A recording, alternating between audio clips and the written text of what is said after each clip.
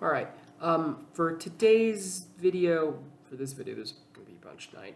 For this video, we're gonna do a couple cases at once, just because none of these cases are really large enough to justify their own video. Nobody watches the videos when they're not just the case names, but whatever, who cares?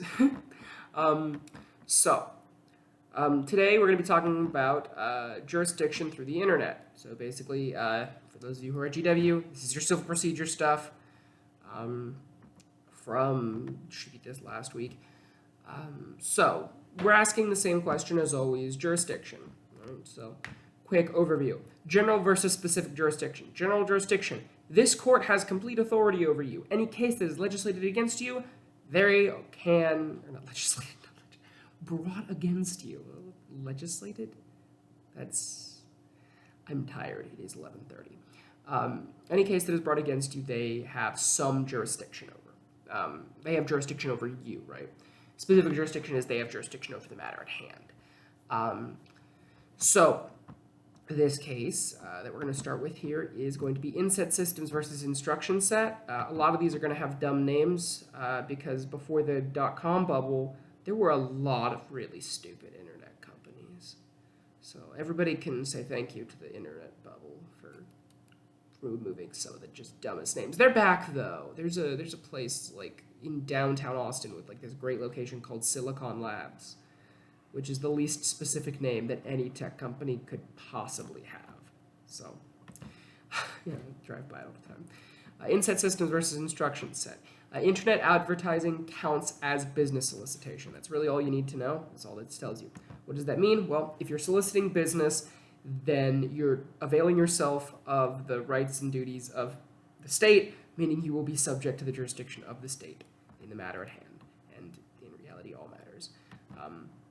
And the next case that we'll go into is Bensussen Restaurant Corp versus King. So there's these things called long arm statutes. Let's pronunciate. I like that word, pronunciate. I know it's not actually a word, but enunciate plus pronounce. So, what is a long arm statute? It's basically when a jurisdiction says, we have jurisdiction over people even if they don't live in our state under these circumstances. They're a little more complicated than that, but they're also really not that complicated. At this point, every state and every jurisdiction in the union should have a long arm statute, and their long arm statute should be strong enough that you really would never need to challenge it. Smarter people than you have written the laws is generally a good idea to think. You might be smart enough to help on the 15th restatement of contracts whenever that comes around, but that doesn't mean you're smarter than the guys who wrote the 14th. So, that being said, Bensussen Restaurant Corp versus King. A website accessible in the forum state does not count under a long arm statute. So you're not subject to the jurisdiction of the state just because your website is available there. I feel like that makes sense, right? Say I've got, let's say I've made a new amazing shopping website called Omazone. And Omazone, we don't ship to Maryland. You can't buy us if you're in Maryland. We won't ship it to you. Why won't we ship it to Maryland? You have a stupid flag, Maryland. That's why. And that's why Maryland can't have it. So just because the Marylanders can get on the forum, that website, from Maryland, that doesn't mean they can actually really interact with it, and so there would need to be more there for a website to be actually subject to the jurisdiction of Maryland, in this case. Now, next, Zippo Manufacturing versus Zippo.com. So, Zippo Manufacturing sets up this three-tiered system of websites you can interact with, websites you can view, and then a website you can engage in commercial activity with. Swap the first two in terms of like levels of importance, level of ability to be subject to jurisdiction. So if it's just informational, followed by if you can interact, followed by commercial. Those three websites will have different rules of engagement in terms of jurisdiction. Zippo Manufacturing versus Zippo.com. So when the user can exchange information with the host website but not engage in contract/sales, the court must examine the level of interactivity of the website and the commercial nature of the information. That is to say, if you can put a comment, you're interactive, but you're not really that interactive. But if when you put a comment, they're stealing all your data and selling that to third parties. Well, suddenly that's a lot more commercial. That's not what this case is covering, but that's just a really good line to kind of give you an example, right? Like a comment board does not mean you're subject to the jurisdiction of any state that could have left a comment versus, no, but if you're taking the data of people and they're actually from the state that you're being sued in, yes, then you could get in trouble there. Now, next, Johnson versus, oh, no, my apologies. HY Site Corp versus badbusinessbureau.com. So, in this case, Bad Business Bureau is basically just the opposite of the Better Business Bureau. If you've got complaints, you put them there. And you might say, whoa, if I've got a complaint, I can call the Better Business Bureau. Don't do that. The Better Business Bureau is a scam.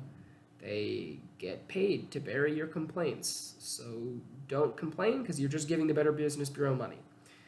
Seriously, the Better Business Bureau is a scam. There's your fact for the day. So, what was happening is they were being sued, and Bad Business Bureau. And they're saying, no, you don't have jurisdiction. Just because someone, left a comment in this state and you're being harmed in this state, that doesn't fully matter. And the court kind of agrees, right? Specifically, right? Yeah, sure, somebody can read it there, but that doesn't mean that they are reading it there.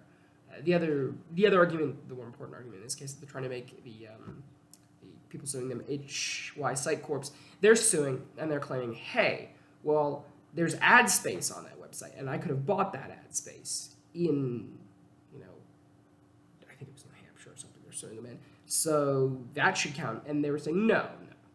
There's ad space, and yes, you could buy that ad space, but that does not immediately subject you to the jurisdiction. One, because that's not really fulfilling the minimum contact standard, right?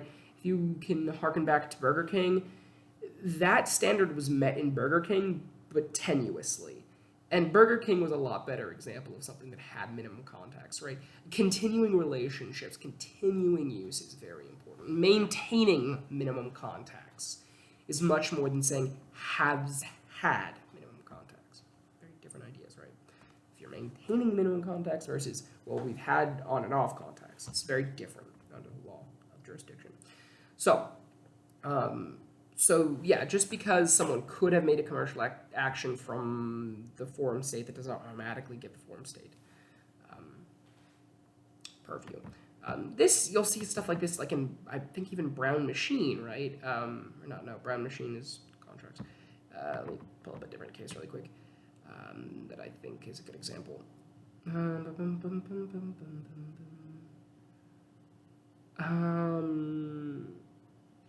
Right, yeah, Worldwide Volkswagen. There's an example, right? One incident of a little bit of contact. No, sure, yeah, a car I sold went all the way over there. That doesn't matter. Or, oh, well, we drove, across the state border to help a guy out once, because he really needed a plumber that day. That doesn't establish minimum contacts, I should think. Though I would also think in a case like that, if the guy they were serving sued, then probably would be upheld. There's some law somewhere about, right, there's a certain area around you where it's just assumed you have jurisdiction. Forget it. It's case to case. Don't listen to me on that. So the last thing we're going to talk about, Johnson versus HuffPo. This is reaffirming something I've already said, but Johnson versus HuffPo. Accessibility does not automatically mean that the jurisdiction is had, right? Just because I can get on Pornhub from DC does not mean I can sue Pornhub and make them come to DC. Why am I using Pornhub as my example website? I mean, what was the internet invented for, if not that?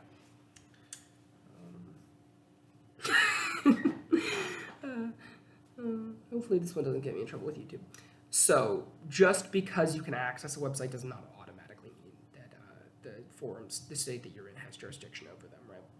Again, minimum contacts should be met. It's really not that hard to determine if minimum contacts have been met, right? Harken back to Ford, right? Like, yeah, sure, maybe these specific incidents, but they should have general jurisdiction over you anyway because you have so many contacts with this particular state. As an aside, I asked my professor, because in the Ford video, I went on a little rant. I was like, why are they suing? It turns out the business community really wanted Ford to win, so they were getting some help from the Chamber of Commerce and stuff. They're like, oh, well, that would be really helpful if we could cross-jurisdictional issues and make it way more inconvenient for anyone to sue us multinational corporations. Yeah, that didn't work. All right. And with that, I'm going to finish this video, and I'll see you guys in a few minutes when I post another one.